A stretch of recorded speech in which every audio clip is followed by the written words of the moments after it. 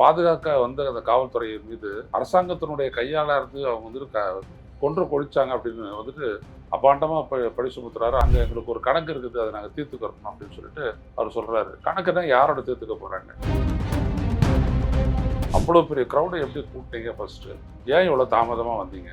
வந்த நீங்க காவல்துறை வந்துட்டு அந்த இடத்துக்கு க்ரௌடடா இருக்கக்கூடிய இடத்துக்கு போகாதீங்க, அதுக்கு முன்னாடியே வந்துட்டு பேருந்து நிறுத்திட்டு பேசுங்கன்னு சொன்னாங்க. அந்த மாதிரி அந்த ஸ்பாட்டை தான் எடுத்துட்டு போயிட்டு எங்களை நிறுத்துறோம். அந்த மக்கள் காத்தாலேருந்து காத்துட்டு இருக்கிறாங்க.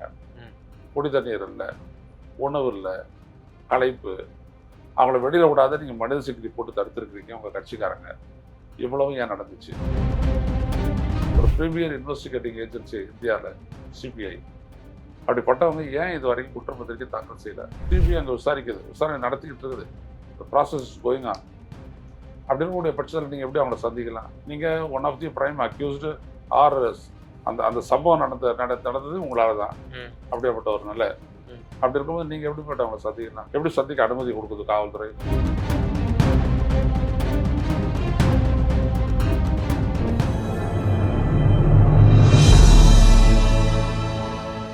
தமிழ் நியூஸ் நேரல் வணக்கம். இன்றைய சிறப்பு நேர்காணலில் நம்முடைய இருந்திருப்பவர் மூத்த பத்திரிகையாளர், அரசியல் திறனாய்வாளர், மரியாதைக்குரிய திரு ஐயநாதன் சார். சார் வணக்கம். வணக்கம். முதல்வர் விஜய் வரக்கூடிய 10ஆம் தேதி கரூருக்கு செல்ல இருக்கிறார் என்ற ஒரு செய்தி. அவர் கரூருக்கு முதல்ல செல்ல முடியுமா அப்படிங்கிற பல சட்ட சிக்கல்கள் சொல்லப்படுது. விட்னஸ் அவர் கலைக்கக்கூடும் அப்படிங்கிற ஒரு விவகாரம். அமைச்சர் ஆதவ் அர்ஜுனாவுடைய அந்த இணைப்பு விழாவின் போது சர்ச்சை பேச்சு, இவை எல்லாம் சூழ்ந்திருக்கு. எப்படி பார்க்குறீங்க?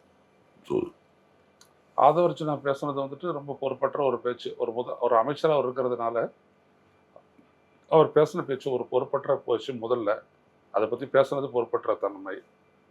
அடுத்தபடி என்ன அப்படின்னோம்னா, அதில் அவர் சொன்னது வந்துட்டு முந்தைய திமுக அரசு காவல்துறையை வைத்து கொண்டு எங்கள் மக்களை கொன்றொழித்து விட்டது அப்படின்னு அவர் சொன்னார். இது வந்துட்டு முழுக்க முழுக்க அந்த உண்மைக்கு புறம்பான பெரிய அவதூறை பற்றியெல்லாம் இங்கே நிறைய பேசுகிறாங்க. அனிதா ராதாகிருஷ்ணன் போன்றவர்களாம் கைது பண்ணாங்க. இதுதான் பெரிய அவதூறு. ஒரு காவல்துறையின் மீது, அவர்கள் பாதுகாக்க வந்த அந்த காவல்துறையின் மீது அரசாங்கத்தினுடைய கையாளா இருந்து அவங்க வந்துட்டு கொன்று கொழிச்சாங்க அப்படின்னு வந்துட்டு அபாண்டமாக பழி சுமத்துறாரு ஆதவ் அர்ஜுனா. அதற்கு வந்துட்டு பதில் சொல்லக்கூடியவர் வந்துட்டு முதலமைச்சர் விஜய் தான். ஏன்னா அவர் தான் இன்னைக்கு போலீஸ் பொறுப்பு வச்சிருக்காரு. ஒன்று. ரெண்டாவது விஷயம் இல்லாட்டி காவல்துறை சொல்லணும். காவல்துறை அப்பவும் அதே தான், இப்பவும் அதே தான். அது ஒன்று தாவே காவல்துறை, டிஎம்இ காவல்துறை அப்படிலாம் கிடையாது. அவங்க வந்துட்டு இதுக்கு பதில் சொல்லியிருக்கணும். இது 2 விஷயம்தான் இருக்குது. அதை அப்படியே விட்டுட்டாங்க. அது வந்துட்டு காவல்துறைக்கு வந்துட்டு அவப்பெயரை ஏற்படுத்துகிற மாதிரியான ஒரு பேச்சு அந்த பேச்சு. ரெண்டாவது உண்மை என்ன அப்படின்றது, அங்கே எங்களுக்கு ஒரு கணக்கு இருக்குது, அதை நாங்கள் தீர்த்துக்கிறோம் அப்படின்னு சொல்லிட்டு அவர் சொல்கிறாரு. கணக்குன்னா யாரோட தீர்த்துக்க போகிறாங்க? இப்போ இவர் சொல்கிறது படி பார்த்தீங்க அப்படின்னோம்னா, போலீஸ் தான் வச்சு செஞ்சாங்கன்னா போலீஸ்காரங்களோட ஒரு கணக்கு தீர்க்க போகிறாங்களா? அவங்க கட்டுப்பாடாக தான் இருக்குது இப்போ. ஆமாம். இல்லை திமுககாரங்களோட கணக்கு தீர்க்க போகிறாங்களா? அங்கே நடந்தது என்ன? சிபிஐ விசாரணையில் உங்களை தான் கேட்டாங்க. அவ்வளோ பெரிய க்ரௌடை எப்படி கூப்பிட்டீங்க? ஃபர்ஸ்ட்டு ஏன் இவ்வளோ தாமதமாக வந்தீங்க? வந்த நீங்கள் காவல்துறை வந்துட்டு அந்த இடத்துக்கு க்ரௌடடாக இருக்கக்கூடிய இடத்துக்கு போகாதீங்க, அதுக்கு முன்னாடியே வந்துட்டு பேருந்து நிறுத்திட்டு பேசுங்கன்னு சொன்னாங்க. அது மாதிரி அந்த ஸ்பாட்டை தான் எடுத்துகிட்டு போயிட்டு எங்களை நிறுத்துகிறோம் அப்படின்னு சொல்லி அந்த ஸ்பாட்டுக்கு கொண்டு போனதனுடைய காரணமாக தானே 2 பக்கமும் மக்கள் வந்துட்டு பின்னாடி போய் பின்னாடி போனதுனால ஒருத்தரோட ஒருத்தர் முட்டிக்கிட்டு மூச்சு தண்ணீர் செத்து போனாங்க. விஜய் வரக்கூடிய அந்த 7-10 மணிக்கு வராரு. விஜய்னா 7-10 வரைக்கும் ஒருத்தர் மயக்கம் போட்டு விடல, ஒருத்தர் சாவலை. ஆனால் 7:35 எல்லாரும் செத்து முடிச்சிட்டாங்க. அப்போ அதுலேருந்து என்ன தெரியுது? The cause for such a grievous accident is Vijay's visit. Vijay வருகை தான் அப்படிப்பட்ட ஒரு கொடூரமான சம்பவம் நடக்கிறதுக்கே காரணம். அதனால தான் கல்பபிள் ஹோமிசைடு இவங்க மேலே கேஸை போட்டிருக்காங்க. கல்பபிள் ஹோமிசைடு என்ன? உங்களுடைய செயலால் ஒரு பெருத்த உயிர்ச்சதை ஏற்படுறது தான் கல்பபிள் ஹோமிசைடு அப்படின்றது. உயிர்ச்சதை ஏற்படுவது பெருத்த அப்படின்றது அப்புறம் அந்த கல்பபிள் ஹோமிசைடு அதானே சொல்லியிருக்கு தமிழ்நாடு காவல்துறை. சிபிஐ தான் ஒத்துக்கிட்டு இருக்குது. தமிழ்நாடு காவல்துறை ஃபைல் பண்ண அந்த எஃப்ஐஆரை வந்துட்டு அப்படியே தான் ஏற்றுக்கிட்டு அவங்க ப்ரொசீட் பண்ணுறாங்க. யார்? சிபிஐ. இப்போ இதில் நீங்கள் என்ன சொல்கிறீங்க? ஆனால் அதில் இங்கே என்ன கதையாற்றி விட்றீங்க? விஜய் என்ன சொல்கிறாரு? எம்எல்ஏ எல்லாத்தையும் பழிய போடுறாங்க, எல்லா பழியும் தூக்கி எம்எல்ஏ போடுறாங்கன்னா ஒரு 2-3 அக்கேஷன் அந்த மாதிரி பேசியிருக்காரு. சட்டப்பேரவையில் முதலமைச்சர் சொன்னதை வச்செல்லாம் பேசியிருக்காரு அவர். நான் என்ன கேட்குறேன்னா, நீங்கள் அங்கே கூடினவங்க யாருக்காக கூடினாங்க? உங்களுக்காக தான், உங்களை விஜய்க்காக தான். உங்களை பார்க்கறதுக்கு கூட்டினது. அங்கே கூட்டத்தை யார் கூட்டினது? அது ஆர்கனைசர்ஸ் மதியழகன், புசி ஆனந்த். உங்கள் கட்சிக்காரங்க கூட்டினது.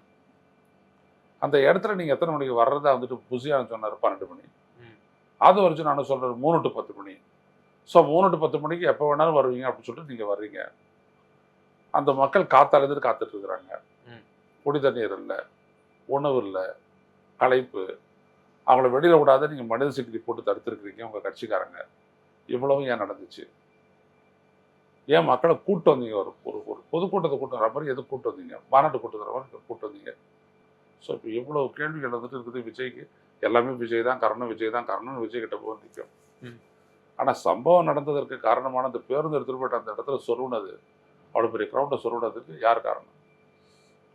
அதான் சிபிஐனுடைய விசாரணையில் வந்துட்டு அது வெளியில் வந்துருக்குது, எல்லாமே தெரியும். ஆனால் இங்கே விஷயம் என்னென்னா, இந்த சிபிஐ இது வரைக்கும் அவங்களுக்கு மேலே சார்ஜ் ஷீட்டே போடல. ஆமாம், கிட்டத்தட்ட 10 மாதங்கள் ஆயிடுச்சு. 8 மாதம் ஆயிடுச்சு. அதாவது செப்டம்பர் மாதம் 27ஆம் தேதி நடந்தது. அடுத்த 20 நாளில் அக்டோபர் மாதம் 16ஆம் தேதி இவங்க எடுத்துக்கிட்டாங்க. ஸோ அக்டோபர், நவம்பர், டிசம்பர், ஜனவரி, பிப்ரவரி, மார்ச், ஏப்ரல், மே, ஜூன், ஜூலை. நீங்கள் சொல்கிற மாதிரி இது 10வது மாதம். சரி, அப்படி எப்படி தள்ளி வச்சுருங்க? 9 மாதம்னு வைங்க. 9 மாதம் எப்படி நீங்கள் குற்றப்பத்திரிகை தாக்கல் செய்யாத அப்படியே இருக்கீங்க? சொல்லுங்கள். ஒரு ப்ரீமியர் இன்வெஸ்டிகேட்டிங் ஏஜென்சி இந்தியாவில் சிபிஐ, அப்படிப்பட்டவங்க ஏன் இது வரைக்கும் குற்றப்பத்திரிகை தாக்கல் செய்யல? விஜய் உட்பட எல்லாரையும் விசாரிச்சாச்சு. ஒரு ரவுண்டு, பெரிய ரவுண்டு. 3 முறை கூப்பிட்டாங்க டெல்லிக்கு. 3 முறை. 3வது முறை தான் கையாட்டிக்கிட்டே ஜாலியாக வேண்டாம். ஆமாம், பயங்கரமாக இருந்துச்சு. அதை பற்றி கூட ஒரு அதிமுககிட்ட பேசும்போது சொன்னார், சிபிஐ விசாரணைக்கு போனால் எப்படியாப்பட்ட ஆளாக இருந்தாலும் 107 டிகிரி ஜுரத்தோடு தான் வெளில வருவான். இவர் மட்டும் தான் கையாட்டிக்கிட்டே வந்தார்.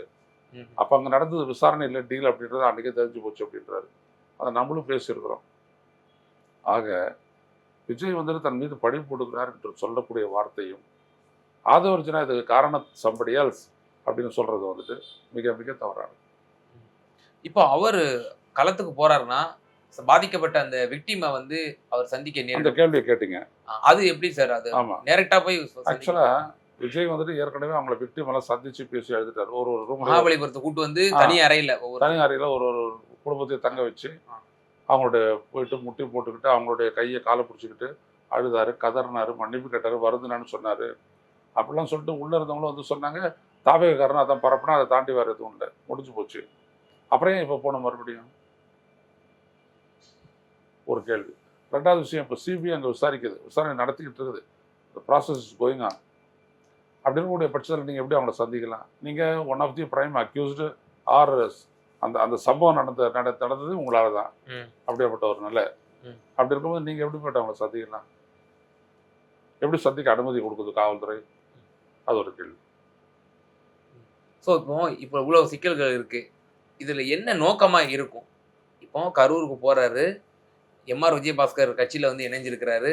இன்னொரு பக்கம் செந்தில் பாலாஜி மேல ஒரு வழக்கு ஒன்று பதிவு செஞ்சு அவரை தீவிரமா தேடிட்டு இருக்கோம், லுக் அவுட் நோட்டீஸ் கொடுத்துருக்கோம், இன்னைக்கு சம்மன், இன்னைக்கு ஆஜராகல அப்படிங்கிற ஒரு பரபரப்பு போய்கிட்டு இருக்கு. வெளிப்படையா திரு செந்தில் பாலாஜி அந்த கரூருக்கு போறதுக்கு முன்னாடி அவரை அரெஸ்ட் பண்ணணும். அது அந்த மக்கள் மத்தியில செந்தில் பாலாஜி நாங்க வந்து இது பண்ணிட்டோம் அப்படின்னு ஒரு பிரகடனப்படுத்துறதுக்கு தான் அவன் நோக்கமா? அது வந்து வெளிப்படையாக அப்பாரண்ட்டாக தெரிகிற விஷயம் தான். ஆனால் விஜய் போகிறது எதுக்கு? நான் போயிட்டு அவங்கள ஆசீர்வாதம் பண்ணிட்டு அவங்க குறுக்கு நெடுக்கா தன்னை பற்றி எதையும் பேசிடக்கூடாதுன்றதுக்காக தான். இப்போ இவர் போனோடனே அவங்க வந்துட்டு கேட்டேன்னு சொல்லுங்க, நான் 12 மணிலேருந்து காத்துட்டு இருந்தேன், நான் காத்தல 11 மணிலேருந்து காத்துட்டு இருந்தேன் அப்படிலாம் சொல்லுவாங்க இல்லையா? அப்படிலாம் சொல்லக்கூடாது. அந்த ஒரு இடத்துல சாட்சியை கலைக்கிறது தானே அது. இவர் போயிட்டு உடனே ஒரு கூட இருக்கிறவங்கலாம் சொல்லுவாங்க, இது பாருங்க வராரு, அவர் கேட்பார், விஜய் கேட்பார், எப்போ நீங்கள் வந்தீங்க அந்த கூட்டத்துக்கு வந்து நின்னீங்க அப்படின்னு. நாங்கள் ஒரு 4-5 மணிக்கு தான் ஏன் வந்தோம் அப்படிலாம் சொன்னாங்க அப்படின்னா இவர் தப்பிச்சிக்கலாம். ஸோ அந்த பாதிக்கப்பட்ட குடும்பத்திற்கிட்ட வந்துட்டு ஒரு அவங்களுடைய எச்சரிக்கை பண்ணுற மாதிரி பண்ணி தனக்கு சாதகமாக பேச வைக்கிறதுக்கான ஒரு முயற்சி அது இருக்குமோ அப்படின்றத என்னுடைய ஐயம். சார், இப்போ திரு ஆதவர்ஜுனாவோட பேச்சுக்கு திமுக சார்பில் சுப்ரீம் கோர்ட்ல ஒரு பெட்டிஷன் கொடுத்துருக்காங்களா சார்? உண்மைதான். அதனுடைய பின்னணி என்ன சார்? இல்லை, ஆக்சுவலாக என்னென்னா அவங்க வந்துட்டு போலீஸை தூண்டி விட்டு முந்தைய ஆட்சி கொலை செஞ்சது அப்படின்றது வந்துட்டு இந்த கேஸுக்கே ஒரு புதிய ஒரு கோணத்தை அவர் கொடுக்குறாரு. ஓகே, ஒரு அமைச்சராக இருக்கிறவர் கொடுக்குறாரு. அவர் புழுகுடி, அது நமக்கு தெரியும். ஆனால் ஒரு அமைச்சராக இருந்துக்கிட்டு பேசுறது புழுகுடியாக இருந்தாலும் இல்லையா? அதாவது அமைச்சரவை கூட்டத்தில் வந்துட்டு ஒரு முறை எம்ஜிஆர் இப்படி சாஞ்சிக்கிட்டு தூங்குனாரா, ம். என்ன தலைவர் பேசாமலே இருக்கிறாரு அப்படின்னு சொல்லிட்டு கேட்டாரா. 2வது நம்பர் 2ஆ இருக்கிறவர் நெடுஞ்செடி சிந்திச்சிட்டு இருக்கிறாரு அப்படின்னாங்களாம். அந்த மாதிரி கதை அது. ஸோ இருக்கிற பதவியை பொறுத்து அவருக்கு பெருசாக ஒன்றத்தை வந்துட்டு கொடுத்துட்றது கிரெடிட். ம். அமைச்சராக இருந்துக்கிட்டு அவர் பேசினார்னா அவர் என்ன விவரப்படாதையா பேசுவார் அப்படின்னு. ம். ம். அந்த ஆள் என்றைக்குமே விவரத்தோட பேசுனதில்லை. இப்போ அதை தான் பேசிட்டு இருக்காரு. ம். வேற என்ன அதில் இருக்கு? ம். எதுவுமே கிடையாது. ஒரு சம்பவம் நடந்தது, ஒட்டுமொத்த உலகமும் பார்த்துச்சு, என்ன நடந்துச்சுன்னு தெரியும். எல்லாம் மறுநாள் கதையை எழுதி விட்டா இதான் நடந்துச்சு அப்படின்ட்டு. அப்படி இருக்க இவங்க 2 பேரும் தங்களை தப்பி காப்பாற்றிக்க நினைக்கிறாங்க. விஜயும் ஆரோக்கிய அர்ஜுனும் இன்னும் மற்றவர்கள் தங்களை காப்பாற்றிக்க நினைக்கிறாங்க. ம். அதனுடைய விளைவு தான் அவங்க வந்துட்டு ஒரு புதிய ஒரு நரேட்டிவ் வந்து செட் பண்ணுறாங்க. வேற ஒன்றும் இல்லை. பட் இங்கே எல்லாம் எல்லா விசாரணையும் பண்ணி முடிச்சிட்டாங்க கோர்ட்டு. இது சிபிஐ. இது மேலே சார்ஜ் ஷீட்டை போடும்போது தெரியும். சார்ஜ் ஷீட்டில் விஜய் இருக்க போகிறாரா இல்லையா, அவ்வளோதான். சார்ஜ் ஷீட்டில் வந்துட்டு ஆதவ் அர்ஜுனா, புசி ஆனந்த், மதியழகன், நிர்மல்குமார் இவங்களெல்லாம் போட்டாங்கன்னு வச்சுக்கோங்க, அவங்களுடைய மந்திரி பதவியில் இருக்க முடியாது. அவங்க ரிசைன் பண்ணி ஆகணும். சரி, இப்போ நம்ம இந்த மக்கள் சந்திப்பு நிகழ்ச்சியில விஜய் வந்து பப்ளிக் பிரசன்ஸ், அதாவது பொதுவில் வந்து அவர் பேசுவார், அந்த வேனில் மேலே உட்காந்து பேசுவாருன்னு எதிர்பார்க்கப்படுது. அங்கே என்ன பேசுவார் அப்படின்ற ஒரு பெரிய எதிர்பார்ப்பு. குறிப்பாக ஆல்ரெடி இந்த கரூர் விவகாரத்தில் அமைச்சர் ஆதவர்ஜன் என்ன சொன்னார், எங்க மக்கள் 41 பேர் கொன்னதுனால தான் மக்கள் தூக்கி எறிஞ்சிட்டாங்க திமுகவை அப்படின்னு சொன்னார். இப்போ விஜய் அங்கே போய் என்ன பேச போறாருன்னு நமக்கு தெரியல. முன்னாள் அமைச்சர் செந்தில் பாலாஜி தான் தொடர்ந்து இப்போ டார்கெட்டும் செய்யப்பட்டு வர்றாரு. எப்படி பாக்குறீங்க? அதெல்லாம் தூக்கியும் எரியல, புடலங்காயும் எரியல. ம். அந்த கரூரில் நீங்கள் எடுத்துக்கிட்டிங்கன்னா மொத்த வாக்குகள், பதிவான வாக்குகள் வந்துட்டு 2,14,544. எம்ஆர் விஜயபாஸ்கர் அதிமுக 70,845 ஓட்டு. அடுத்தபடியாக மதியழகன் தாவேக்கா 68,957 ஓட்டு. இவங்க 2 பேருக்கு இடையே பார்த்தீங்கன்னா மொத்தமே ஒரு 1,500 ஓட்டு தான் வித்தியாசம். அடுத்தபடியாக தியாகராஜன் திமுக 66,536. இவருக்கும் வின்னருக்கும் நீங்கள் பார்த்தீங்கன்னா நடுவில் அது ஒரு 3,000 ஓட்டு. இவ்வளோதான் வித்தியாசம். இதில் என்ன அப்படி தூக்கி எடுத்துட்டாங்க, புழிஞ்சிட்டாங்க. தாவேக்கா ஜெயிக்கல, அதிமுக ஜெயிச்சது, அவ்வளோதானே. எல்லாரும் ஒரே மாதிரி தான் ஓட்டு வாங்கியிருக்கிறாங்க. ரெண்டாவது ஒன்று பண்ணலாம், அடுத்த தேர்தலில் அங்கே வந்துட்டு காகிதத்தில் எலெக்ஷனை வச்சா அப்போ தெரியும் யார் என்ன அப்படின்றது தெரிஞ்சிடும். எந்த தைரியத்தில் சார் எங்களுக்கு ஒரு கணக்கு வழக்கு இருக்கு, நாங்கள் வந்து தீர்த்து கட்டிடுவோம் அப்படின்லாம் அமைச்சர் சொல்றாரு. அவர் கட்டுப்பாட்டுலேயும் இந்த இது இல்லை. இது வந்து தமிழ்நாடு சிபிசிஐடி ஒன்றும் விசாரிக்கல. இது விசாரிக்கிறது சிபிஐ. அது ஒரு இண்டிபெண்டன்ட் பாடின்னு நம்ம நினைச்சிட்டு இருக்கோம். 2 மாநில அரசுக்கும் மத்திய அரசுக்கும் அது ஒரு பொதுவான ஒரு இதுவா இருக்கும் நம்ம நினைச்சிட்டு இருக்கிறோம். எப்படி எந்த தைரியத்துல திரு ஆதவ அர்ஜுனா அப்படி சொல்றாரு? ஒன்று உளறல்னு எடுத்துக்கிறலாம், இல்லை சிபிஐனுடைய உத்தரவாதம் அவங்களுக்கு இருக்குதுன்னு எடுத்துக்கிறலாம். உங்களை நாங்கள் பாதிக்க மாட்டோம், அதுக்கேற்ற மாதிரி தான் சார்ஜ் ஷீட் போடுவோம் அப்படின்னு ஒரு உறுதிமொழி வந்துட்டு விஜய் கொடுத்துருக்கலாம். அதனால தான் எப்படி ஆட்டிக்கிட்டு வந்தார். வெள்ளது வரப்போது சிபிஐ விசாரணை முடிச்சுட்டு வரப்போது கையாட்டிட்டு வந்தார். எப்படி ஆட்டிட்டு வந்தார். அதனால அந்த அஷூரன்ஸை அவர் அப்படி பேச வைக்குதுன்னு கூட நான் சொல்லலாம். ஸோ என்ன அப்படின்றது அவங்க சார்ஜ் ஷீட் ஃபைல் பண்ணாதான் தெரியும். சார்ஜ் ஷீட்டை ஃபைல் பண்ணலையே. இப்போ செந்தில் பாலாஜி அவர்கள் தொடர் டார்கெட் பண்றாங்க இல்லையா? அந்த ஆட்சிக்கு வந்ததுலேருந்து சட்டசபையில் முதலமைச்சர் சொன்னது பார்ட்டி ஃபண்டுன்ற ஒரு விஷயத்தை ஆரம்பிச்சார். அதுல இருந்து தொடர்ந்து செந்தில் பாலாஜி மீது, அப்புறம் அந்த இபி விவகாரத்துல ஹார்ட் டிஸ்க் பென்று தொலைஞ்சு போன விவகாரம், அடுத்து இப்போ புதுசா குதிரை பேரா நாம அவங்க மேல விமர்சனம் வச்சுட்டு இருந்தோம், தாவேக்கா அப்படி பண்ணிட்டு இருக்கேன்னு சொல்லி. திருப்பி அவங்க வந்து இது பண்ணிட்டாங்க, செந்தில் பாலாஜி தான் வந்து குதிரை பேர ஈடுபட்டு இருக்காரு அப்படின்னு சொல்லி அவரு மேல ஒரு குற்றச்சாட்டு வச்சு விஜயோட பிளான் என்ன அப்படின்னோம்னா, சாதாரணமான ஒரு சினிமா கதை வசனம் தான் அது, ஸ்கிரிப்ட் தான் அது. ஒருத்தர் வில்லனை காட்டினா வில்லனுக்கு எதிரான ஹீரோ ஆயிடுவான். அதாவது எம்ஜிஆர் பாணி எடுத்துக்கலாமா இது?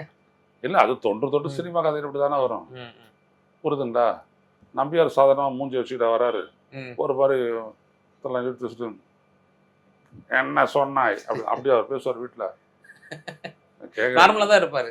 நார்மலாக தான் இருக்கு. எல்லாரும் விட நல்லவன், எல்லாரும் விட பக்திமானு, சபரிமலைக்கு போறவர், எல்லாரையும் இணைக்கிறவர், சகஜமா இருப்பாரு. ஆனா அங்க பொழப்புக்கு வந்து என்ன சொல்றாரு, நீ சொல்றது ஒன்றும் சரியில்லை அப்படின்றாருல்ல, அந்த மாதிரி தான் இதெல்லாம் வந்துட்டு ஏற்பாடு பண்ணிக்கிட்டு இவங்க வந்துட்டு அவர் என்ன பண்றாரு, எப்போ பார்த்தாலும் ஸ்டாலினை வந்துட்டு அவர் டார்கெட் பண்ணுவார், திமுகவை டார்கெட் பண்ணுவார் விஜய். இவர் இந்த கரூர் விஷயத்துல மட்டும் இவங்க செந்தில் பாலாஜியை டார்கெட் பண்றாங்க. ஏன்னா எல்லா பிளேம் தூக்கி அந்தாண்ட போடு, உலகத்துக்கே தெரியும் இவர் எப்படி அப்படின்ட்டு. ஆனாலும் விஜய் ரசிகர்கள் சிலர் என்ன சொல்றாங்க, இல்லை இல்லை அண்ணன் சொல்றது கரெக்டு தான், விஜய் அண்ணா சொல்றது கரெக்டு தான், எல்லாத்துக்கும் காரணம் திமுக தான். ஆக்சுவலாக அன்னைக்கு அவருடைய பேருந்து வந்துட்டு நல்ல ஸ்பீடில் வந்திருக்கணும், அந்த பேருந்து அன்னைக்கு பிக்கப்பே ஆகலை, அது காரணம் என்னன்னா ஸ்டாலின் தான் அப்படின்னு சொல்லுவாங்க. இந்த மாதிரி ஏகப்பட்ட விஷயத்த அவங்க சொல்லுவாங்க. அன்னைக்கு வந்துட்டு அவர் ஆக்சுவலாக முன்னாடியே வந்துட்டு இருப்பாரு, நாமக்கலுக்கே வந்திருப்பாரு, அது வர்றதுக்கு காரணம் ஸ்டாலின் தான் அப்படின்வாரு. இல்லை விஜய்க்கு வந்துட்டு மூடு வரல, அது காரணம் வந்துட்டு ஸ்டாலின் தான் அப்படின்வாங்க. என்ன நாளைக்கு விஜய்க்கு உடம்பு சரியில்லாத போனால் ஏதாவது வயிற்றுப்போக்கு ஏற்பட்டுச்சுன்னா கூட அவங்க வந்துட்டு நிஜமாக தான் சொல்ல வரேன். இந்த வில்லனி பிளேம் கேமில் இருக்கிற பெரிய விஷயம் என்னன்னா, அடுத்தவனை இப்போ நீங்கள் பார்த்தீங்கன்னா மசூதி எல்லாம் இடிச்சுட்டு காங்கிரஸ்னால தான் இடிச்சான்னு ஆரம்பிச்சார் யாரு, அத்வானி. நாங்கள் எல்லாம் காரணம் அப்படிலாம் சொன்னார். கடைசியில் நீதிமன்றமும் அத்வானி காரணம் இல்லைன்னு நினைச்சுல்ல, அத்வானியை உடைச்சாரு. சரி சரி அப்படின்ட்டாரு. இவர் உக்காந்துக்கிட்டு இவர் கைதட்ட, இவர் பக்கத்தில் உமா பாரதி கைதட்ட, எல்லாம் கைதட்ட, முரளி மனோகர் கைதட்ட, எல்லாம் நடந்தது உலகமே பார்த்துச்சு, சிரிச்சிச்சு. ஆனால் நீதிமன்றம் என்ன சொல்லுது, அப்படியெல்லாம் இவங்கெல்லாம் வந்துட்டு அதை ஈடுபட்டு இருக்கிறதா, இவங்க ஆர்கனைஸ் பண்ணதா எந்த எவிடன்ஸ் இல்லைன்னு முடிச்சுட்டாங்க. முடிச்சு போச்சு. அப்புறம் தீர்ப்பு எப்படி வந்துச்சு, அது என்னோட கேவலமாகி போச்சு. அந்த மாதிரி தான் இங்கே. அதை சிபிஐ விசாரிக்கல, சிபிஐ தான் விசாரிச்சது. ஓகே, அவ்வளோதான். சென்ட்ரல் பியூரோ ஆஃப் இன்வெஸ்டிகேஷன், மத்திய புலனாய்வு கழகம் அப்படின்னு இருக்கு இல்லையா, ஒரு பேர் ஒன்றத்தை வைக்கணும், பார்ப்போம். நொட்டோரியஸ் அப்படிங்கிற ஒரு கேரக்டரை வந்து கிரியேட் பண்ணுறாங்க. எம்கே ஸ்டாலின், உதயநிதி ஸ்டாலின், அவருடைய முன்னாள் அமைச்சர்கள், இவங்கெல்லாம் வந்து பயங்கர ஒரு தமிழ்நாட்டுக்கு ஆபத்து, ஒரு நொட்டோரியஸ் அப்படிங்கிற மாதிரி ஒரு இது பண்ண வராங்களா? அதான் அவங்களாம் நம்பியார் இவர் எம்ஜிஆர். ஓகே. ஆனால் பார்த்தீங்கன்னா எம்ஜிஆர் பிரிஸ்காக இருப்பார், நம்ம எம்ஜிஆர் வந்துட்டு அப்படி இருக்கார் சட்டப்பேரவையில்.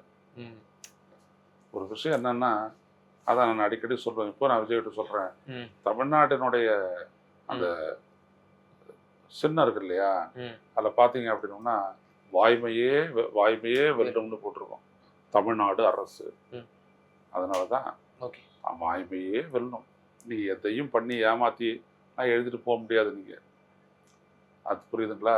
அதனால உங்களை காப்பாற்றி அவன் கெட்ட பேர் எடுக்க மாட்டான் சிபிஐ. ஸோ அவன் இப்போ வந்து தெரிஞ்சிட்டு இருப்பான் நீங்கள் யார் எப்படி அப்படின்றதெல்லாம் புரிஞ்சிட்டு இருப்பான். யார்? சென்ட்ரல் பாஜக அவங்கள எப்படி பண்ணணும்னு பண்ணுவாங்க. அதனால் உங்களை காப்பாற்றிக்கிறது நீங்கள் என்ன விதமான முயற்சி பண்ணிங்கனாலும் அவங்கள விட மாட்டான். ஓகே, உங்களை ஃபிக்ஸ் பண்ணுறதுல தான் அவனுக்கு முக்கியத்துவம் இருக்குது. ஃபிக்ஸ் பண்ணிட்டீங்கன்னா உங்களோட குடிமை அவங்களோட கையில் க்ளீனாக போயிடும். ஓகே, அதான் அவனுக்கு தேவை. நிச்சயமா சார்.